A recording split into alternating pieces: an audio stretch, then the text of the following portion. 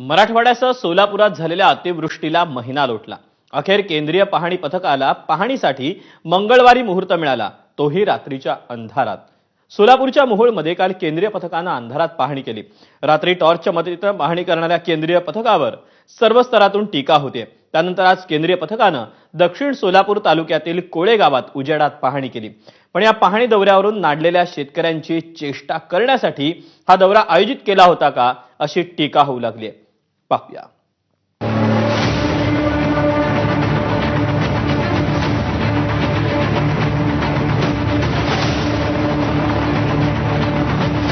जिल्हा सोलापूर,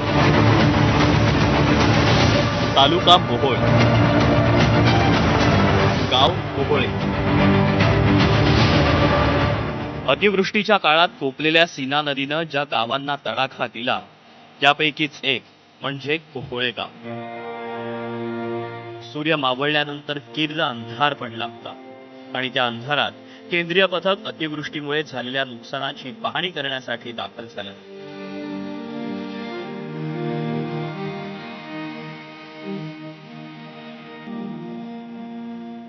पूर ओसरून महिना लोटला, अशातच टॉर्चच्या प्रकाशात केंद्रीय पथक नुकसानाची पाहणी करण्यासाठी आलं होतं की नाडलेल्या शेतकऱ्यांची चेष्टा करण्यासाठी, असा संतप्त सवाल तुम्हाला देखील हे फोटो पाहून पडला असेल।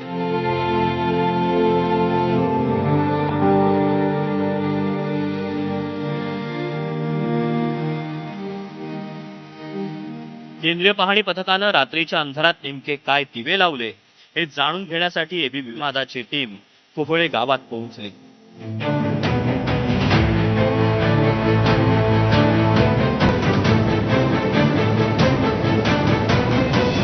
पाहणी रात्री करणं शक्य आहे का? नाही ना, शक्य नाही। दिवसा केले असते समजलं असतं किती वाहून गेले, किती नुकसान झाले। इथं पूर्ण खचला होता रोड। हे आता हे चालू आहे बांधायला, पण पूर्ण खचलेला रोड दिसत नाही संध्याकाळच्या वेळेला। दादा, तुम्ही खरं इथले स्थानिक आहेत, म्हणजे तुम्हाला अंदाज आहे बंधारा कसा आहे, काय आहे। रात्रीच्या अंधारात तुम्ही जरी आलात तरी तुम्हाला कळणार नाही अशी परिस्थिती आहे। नवीन माणसं जेव्हा येतात त्यांना दिसेल का अंधारात? नाही ना, दिसणार ना।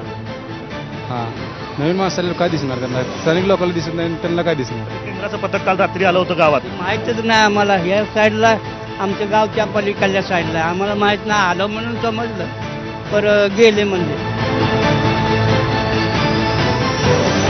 अतिवृष्टी आणि महापुरामुळे राज्यभरात सुमारे 68 लाख हेक्टरहून अधिक क्षेत्राचं नुकसान झालंय आणि या नुकसानीची पाहणी करण्यासाठी 9 केंद्रीय अधिकाऱ्यांचं एक पथक सुमारे महिन्याभरानंतर राज्यात पोहोचलं आणि या पथकाचा सोमवार मुंबईत बैठका घेण्यात सरला, तर मंगळवारचा सूर्य मावळल्यानंतर हे पथक प्रत्यक्ष पाहणीसाठी बांधावरती पोहोचलं। केंद्राचं पथक आता आले असं म्हणतात, पाहिलंय?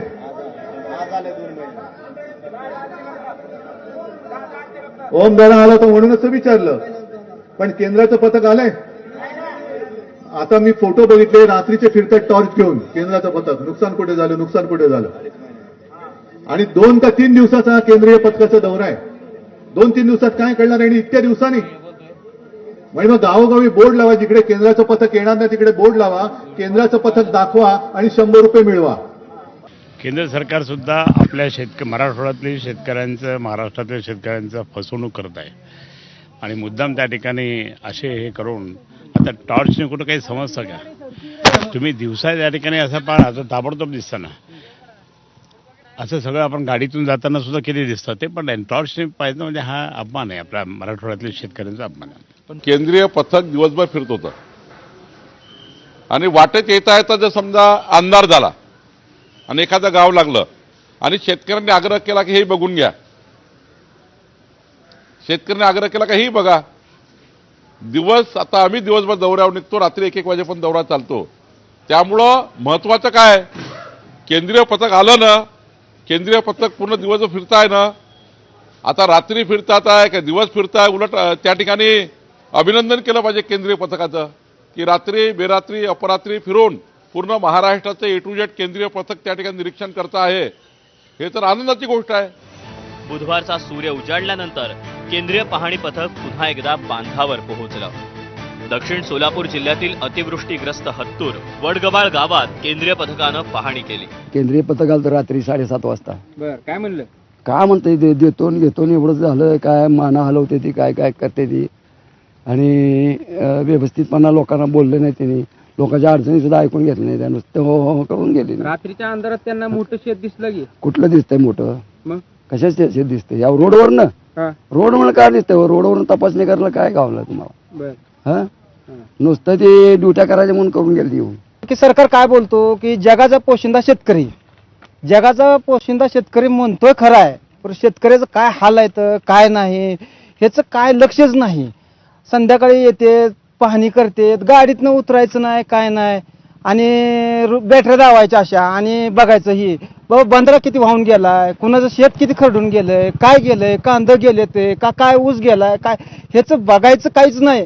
आणि त्यांना नीट मराठी बोलता येत नव्हतं आणि हिंदीमध्येच बोलायचं. ती काय हिंदी शेतकऱ्यांना कळती, नॉर्मली हिंदी कळते सवरती, पण ती काय बोलायच्या मनस्थितीतच नव्हती. रात्री केंद्राचं पथक आलं ते आलं तरी रात्रीच्या वेळी अंधारात आलं आणि त्यांनी कुठल्याही प्रकारची व्यवस्थित पाहणी केली नाही. आणि ग्रामस्थ आम्ही आमचे जे मुद्दे मांडत होतो त्यांची ऐकून घेण्याची पण मनस्थिती, कुठल्या प्रकारची मनस्थिती नव्हती. केंद्राचं पथक त्या साहेबांनी कुणाचं ऐकून घेतलं नाही, फक्त मान हलवण्याचा प्रकार केला.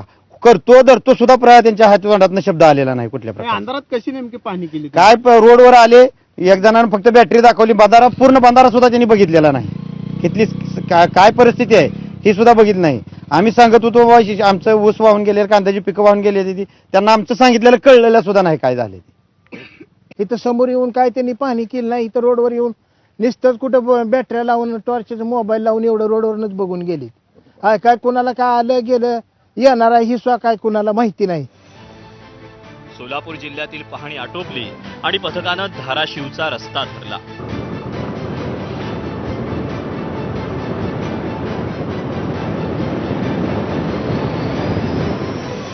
धाराशिवच्या परांडा तालुक्यातील खासगावमध्ये झालेल्या नुकसानाच्या पाहणीचे सोपस्कार पार पाडून केंद्रीय पथक पुढे रवाना झालं. या पथकामध्ये सर्व वरिष्ठ अधिकारी, याच्यामध्ये फायनान्स विभागाची एक्सपेंडिचरची टीम आहे, ग्रामीण विकास विभागाचे प्रतिनिधी आहे, नंतर पॉवर, मिनिस्ट्री ऑफ पॉवरची प्रतिनिधी आहे आणि मिनिस्ट्री ऑफ जलशक्तीची प्रतिनिधी आहे. या संयुक्तिक टीम यांच्या पाहणी आज इथे संपन्न होत आहे आणि याचा स्वतंत्र अहवाल ते केंद्र शासनाला सादर करतील.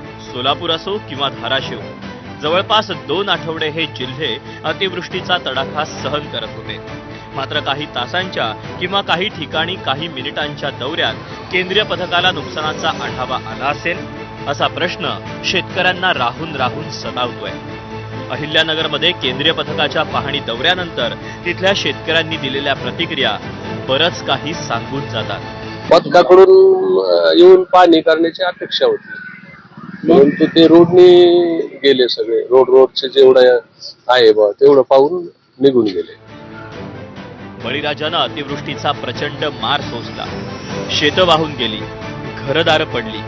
अशा वेळी जखमेवर कुंकल घालणं अपेक्षित असताना केंद्रीय पथकानं किमान गांभीर्य दाखवणं अपेक्षित होतं. मात्र नावापुरती पाहणी करण्यापलीकडे केंद्रीय पथकानं काहीही केलेलं दिसत नाही. आता किमान नुकसान भरपाई देताना तरी केंद्रानं शेतकऱ्यांची थट्टा करू नये ही अपेक्षा. धाराशिवहून अप्पासाहेब शेळके आणि अहिल्यानगरहून सुनील भुंगळसह आफताब शेख, एबीपी माझा, सोलापूर.